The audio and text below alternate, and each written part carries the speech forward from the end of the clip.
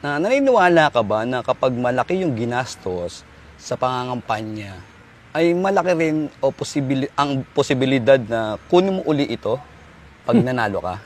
Sa akin mo pa tinanong yan, ha?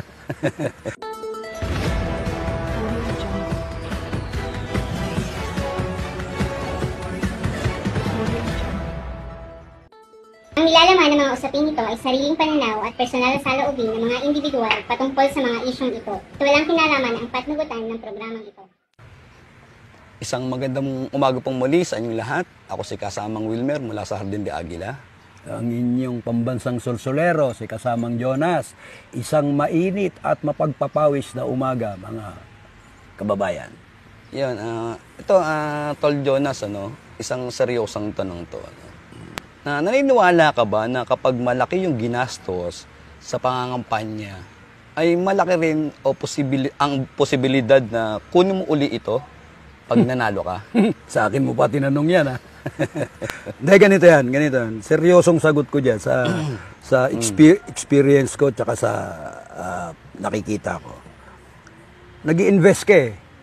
Diba? Namuhunan ka eh. So, mas malaki yung babawiin mo. Yung ROI ba? Return of investment. Yun yung doon. Wala naman, wag tayo maging ipokrito. Pag namuhunan ka ng malaki, natural, babawi ka. Sa anong paraan ba yan na pagbawi ng sinasabi natin na pinuhunan mo at babawiin mo pag nakaupo ka?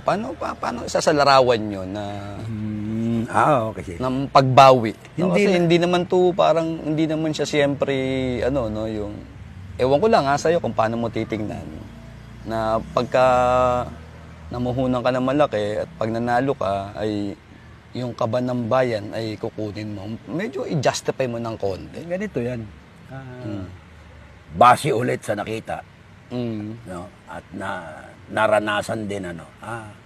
Hindi naman kukunin yan ng direkta sa kaban ng bayan. Mayroong mga pamamaraan dyan. Unang-una, projects. Okay. Diba? Alam naman natin na may SOP dyan di ba? So, andun na. Hindi naman kukunin ng buo. Kumbaga, yung buong termino mo, termino, mababawi mo. May ganansya ka pa. Doon yung nakikita ko. Ewan ko kung papaano mo naman ipapaliwanag ito.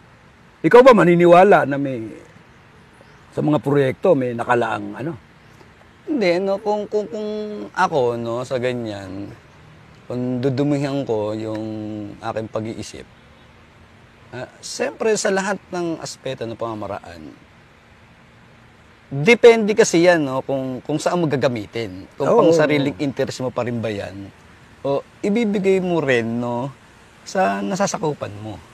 Diba? Para tanawan ng utang na loob. Di ba? Hindi, kasi yung tanong mo sa akin kanina, Kasamang Wilmer, mababawi mo pa ba yung ginastos mo, yung malaking gastos mo? Kaya nga ang sinagot ko sa'yo, hindi rektang kinukuha yan Di ba? Sa pamamagitan ng mga proyekto, alam na natin yon. Ibig sabihin, ito, bukod doon sa makukuha ko, maisusubi ko doon sa investment ko, may natitira dyan para doon naman sa mga naging supporter ko, sa mga proyekto kong social services ko, bukod doon sa programa talaga ng paggugobyerno ko. Hindi kasi ako ganun kakurap, Tingin mo sa akin, kurap ako.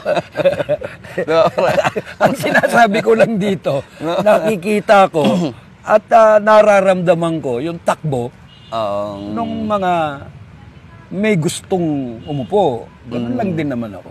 Hindi ko sinasabing kurap sila. Ang sinasabi ko lang, baka ito yung pamamaraan.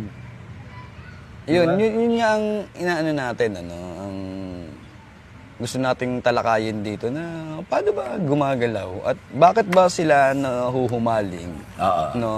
Una, siyempre sa kapangyarihan. Diba? Dahil ang alam natin yung power, ang laking bagay niyan, para network kasi, di ba? Pagka na-elect ka kasi, marami ka makikilala, maraming opportunity mabubuksan para sa iyo. Ito, may nag-chat sa akin, Alam nilang meron tayong mga ginagawa. Ito. May ilaw yung telepono mo, ito. cellphone mo. Kasamang Jonas. pag namunan ka ng malaki at may interest ka na tumutulong ka, sa bandang huli may interest ka pala, kakandidato ka, ano to? Galawang trapo yan. Tingin ko hindi naman siguro kasamang Wilmer, di ba? Depende. Gusto ko ang tumulong eh.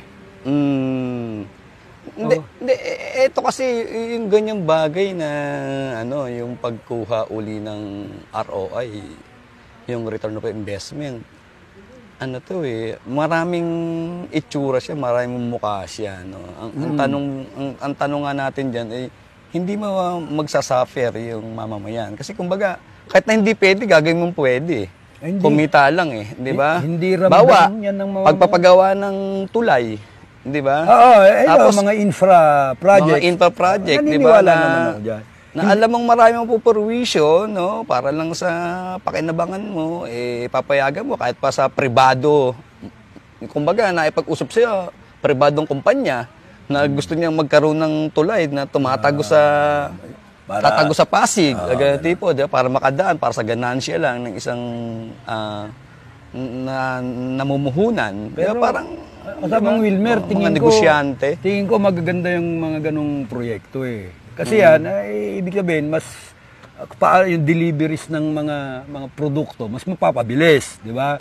Kaya lang, paano nga, mararamdaman ba yan ng pangkaraniwang tao? Alin ang pipiliin mo? Kahit ako tanungin mo, alam pipiliin ko? Yung tulay na ilang taon bago magawa, o yung grocery nga abot sa akin na makakapag, na sikmura ako? Pangkaraniwang tao ako, pangkaraniwang butante ako. Yung kasi kung depende pa rin siya di ba? Ako naman sa akin, di tanggapin ko yan, di ba? Yung critical thinker, okay ako dun Pero yung sinasabi mo kasing, hindi ba nila ramdam yung mga proyektong ganyan? Ramdam yan, pero unahin ko muna yung kalam ng sikmura ko. Kung saan ako kikita, saan ako magkakaroon, palagay ko dun muna ako. Tapos sa dulo, hindi mo rin na ibaboto, parang ganun. Siyempre, Kasi kinuha ko yung, sige, akin na yan, binibigay mo di kukunin ko. Kunin ng pera, Oo. iboto ang kursunada. May mga battle cry na ganun Doon na uso yan no? Tanggapin ng pera, pero iboto yung nasa konsensya. Yun. So, sa tingin ko, wala rin kasing kasiguruhan din naman na ikaw yung mamumudmud ka ba? Di ba? Hindi mo rin alam, baka sa 10 nun, isa lang ang boboto sa'yo yun Ang boboto lang sa'yo, palagay ko dyan, yung mga grupo grupo yan. Ito yung mga sa gere, ito yung mga talunan sa gere, di ba? Na nagre-group. Mga ganun Yan yung madaling kasamang Wilmer. Yan ang madaling ipunin. Yan ang madaling ipunin. May galit yan may sama ng loob yan di ba? Yun ang madaling ipunin. Pwede mong i-agitate yan. Silipin natin lahat ng butas. Mag-post kayo dyan pagdating sa social media, di ba? May proyekto ang pero wag niyo titignan yung maganda proyekto. Ang tignan niyo doon, yung kasiraan noon. Di mo napapansin sa mga social media ngayon yan? Maraming ganyan nagkalat, no? Yung disinformation sa taong bayan. Nagko-comment ka ba dyan? Ay, hindi ako nakikialam sa kanila sa mga bagay na yun. Silent reader ka, kumbaga. Ako, nagko-comment ako dyan. Ganon. Matigas mukha ako Bihira ako mag-Facebook. Matigas mukha ako in the sense na pag nakikita mo yung comment babalandra din, di ba? Sasabihan mo rin yung in a nice way. Hindi naman yung, bobo, hindi ganun mawalang galang na po, mga gano'n, taga-Pasig po ba kayo? Baka pwede, mabibigyan kayo. Pero kung taga-Bulacan kayo, sorry po. Mga ganong style mga ganon, di ba? Yun nga, yung focus tayo dun sa, natin, sa tinutumbok natin na yung pag marami kang inilabas ay kailangan or talagang kukunin mo pa rin to talaga. Hindi natin masasabi. Wag tayo maging ipokrito. Kasi kung ako naman marami na akong pera, ba't naman tatakbo pa?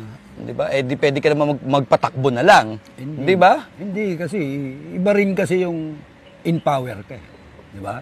Hindi. Di ba meron din namang kung ako ang maraming pera, pupuhunanan kita, pero lahat ng ilalapit ko sa'yo ay, di ba, oo-ohan mo. Magiging isa kang kingmaker. Kingmaker ka, ganun tipo. May nabasa na nga akong librong ganyan The Kingmaker di ba? So, hey!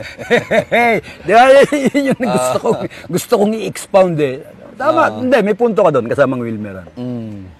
Sa'yo na lahat eh. Oo, ba't naman makikigulo pa? Dadami lang kaaway ko dyan eh. Although, marami rin ako magiging kampi. Pero, kung gusto mo ng katahimikan sa pamilya mo, tumulang ka na lang ng pailalim kung sino man yun na pupusuan mo kandidato. Di ba? Okay. At least may utang na loob sa'yo. Lahat ng ilapit mo, papabor sa'yo, di ba? Ganun lang kasimple din naman yun.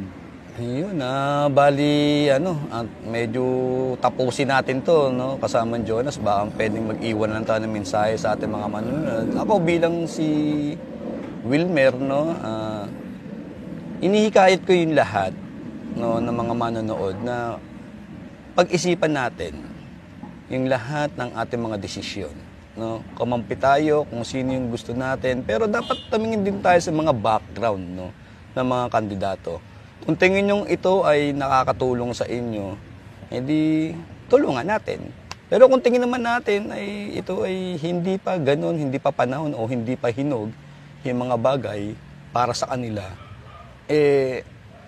kayo na ang bahalang bahalang magdesisyon, ang tumantya. Pag hindi pa hinog, kalburuhin natin.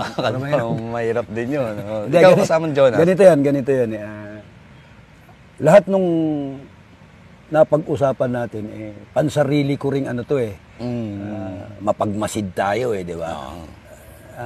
Kumbaga sa alam natin yung takgalawang politika, kaya nagkakaroon tayo ng mga knowledge. Ang iiwan ko lang sa manunood natin, tama yung sinasabi mo.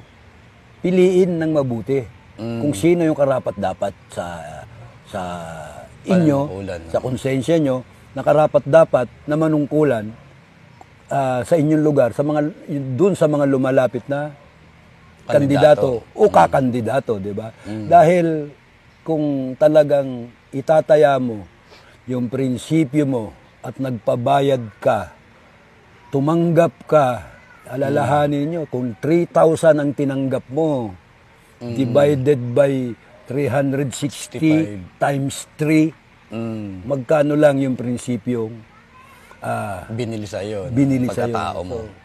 Mga kasama, mga kababayan, pag-isipan natin ito. Kaya muli, ako po si kasamang Wilmer Malasarde de Aguila. Si kasamang Jonas, ang inyong pambansang sulsulero. Dito lang yan sa Kapihan sa Hardin.